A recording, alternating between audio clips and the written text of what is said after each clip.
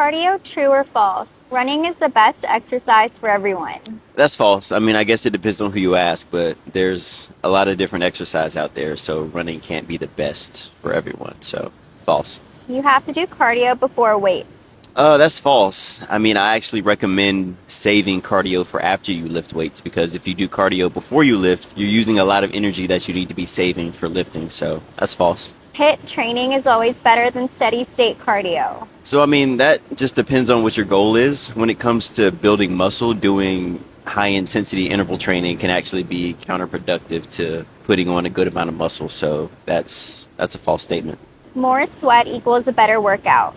No, that's not necessarily true. I mean, if you're sweating, you're doing something, but sweating a lot doesn't necessarily equate to a better workout. I mean, when I'm in the gym lifting weights, I'm not sweating profusely. I'm actually not a huge sweater, so more sweat doesn't equate to a better workout, so that's false.